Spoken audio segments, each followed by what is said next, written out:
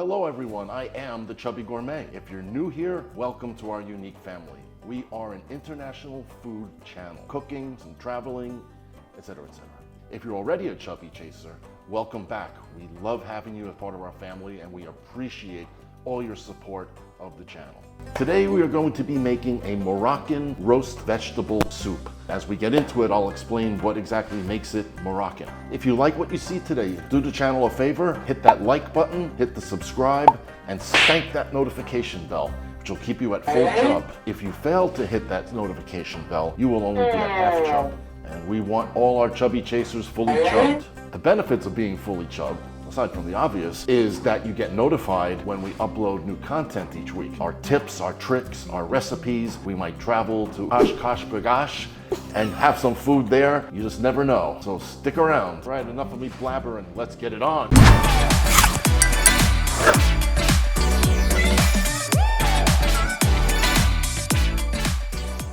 Okay, so the first thing we're going to do is take care of our vegetables. I am using a parsnip, garlic, entire head of garlic, cauliflower, and a bunch of asparagus. Maybe not this whole bunch, but... And why do I call this a Moroccan roast vegetable? Well, we're roasting the vegetables literally, except for the parsnip. We're gonna boil it for a half hour so it gets soft and manageable for cutting up. I started some water boiling. I'm going to peel this snip. Just the snip. Snip, snip, and I'm gonna get each piece everywhere except in the garbage. It takes years of training to achieve that, by the way. Parsnips have a very unique flavor if you've never had one before. Earthy, yet I want to say sweet. Not like a carrot, though. These are all vegetables that you can find and use in Morocco. The other reason, by the way, that I'm calling it a Moroccan soup is not only because of the roasted vegetables, but the spice mix, which I'll show a little bit later on when we get to that point. We're going to roast the cauliflower, garlic, and asparagus. What I'm going to do is peel a lot of the paper, if you will, and I'm going to attempt to cut the top off so that the garlic cloves are all exposed. Beauty. And I'm going to drizzle some avocado oil, like so. I'm going to season it a bit, a little bit, nothing crazy. Wrap them up, nice and comfy, and I'm just going to place it here. I'm just going to take my snip and plop it into the boiling water. While that's boiling for a half an hour, we're going to break up our cauliflower. Don't have to be very perfect about this. I'm going to do the same that I did with the garlic and get some avocado oil on there. And I'm going to transfer these. The fourth and final vegetable that we're going to be roasting are some asparagus heads. I will say maybe about half the bunch. The first thing I'm going to do is chop off those hard ends. Look at that, all in one shot. And my avocado oil. I'll try to space them out as best as I can. It's really not too important. Now I'm going to pop them in the oven. Rocking around the Christmas tree. 400 degrees Fahrenheit. Not Celsius. As you can see by the steam, I took my snip out. I did test him, and he's as soft as could be. I will chop this up into small pieces, but not until I take the roasting vegetables out of the oven. That's beautiful. So I just took out our roasted vegetables. You can see a little char on the vegetables. The roasted vegetables and the boiled parsnip have cooled enough that I can touch them. What I'm going to do is be chopping them up into small pieces. I'm going to use the immersion blender to make a nice puree. Afterwards, I'll be adding my spices and seasonings and about a half cup of whole milk. I'm going to chop my snip and let one rip. The more I chop it here, the easier it'll be on the immersion blender. Some asparagus. I'm going to do the same kind of treatment here. All right, and the cauliflowers I'm just going to break up a little bit. All right, let me turn on the heat, and I'm going to first add 5 cups of broth.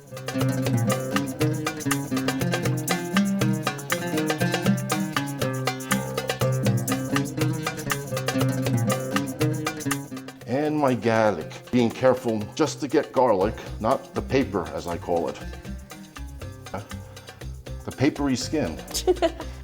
Point, point. Did I miss anyone? Yes, he was hiding. But I found, oh, he was too. We gotta wait for this to come to a boil. Once it starts boiling, I'm gonna drop the heat down. I'm gonna simmer it for 10 minutes. Now we play the waiting game. All right, I brought her up to a boil. Now I'm gonna lower the heat so it's just a simmer. And I'm gonna simmer this for about 10 minutes, but not until I add a little bit of seasoning. So I'm gonna add a little salt, I'm sorry, black pepper, and I'm gonna season with a little salt, about a teaspoon. I'm gonna put 2 teaspoons of red pepper flakes, because I want a little bit of heat there. It's getting hot in here. And now, last but not least, the Ras Al Hanout. That means head of the shop in Arabic. Between 1.5 and 2 teaspoons. I'm gonna stir this well. I'll even mash up the veggies a little bit, so I'll give the immersion blender a helping hand. Okay, we've been simmering for about 10 minutes here. Veggies are all nice and soft. What we're gonna do now is immersion blend.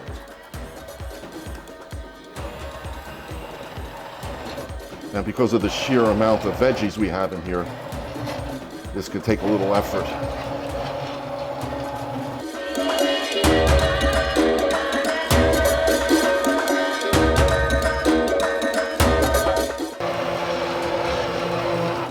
Wow.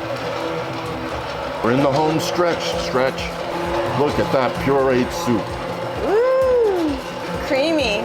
Oh, it's about to be even more creamy when we add about a half a cup of milk.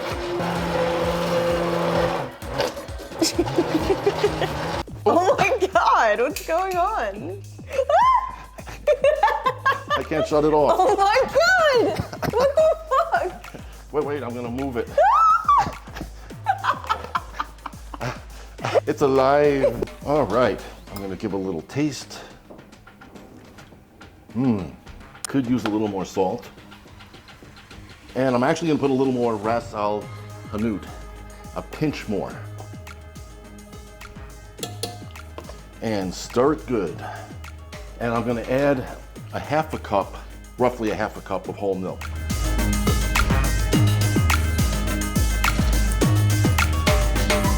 Perfect consistency and look.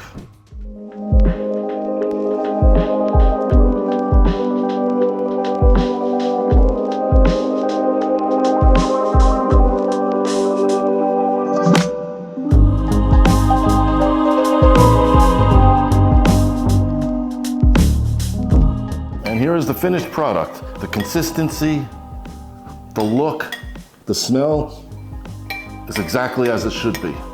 Now let's see if it tastes exactly as it should be. For my taste, just the amount of seasoning, spices. You can taste the veggies, especially the parsnip, they really stand out. And there you have it, my Moroccan roast vegetable soup. Have any questions, comment below. Tell me what you think. Tell me about your variations that you might have made. Let me know if there's other dishes that you'd like us to explore from other cultures, visit other cultures. Love to hear from you. Well, if you've gotten this far with us, congratulations. And we're always glad to share with you. So if you like what you see, hit the like, it helps the algorithm, it helps the channel. Hit subscribe and spank that notification bell so that you're at full chub and get notified when we upload new recipes, cool international dishes like this. Until next time, hasta lasagna.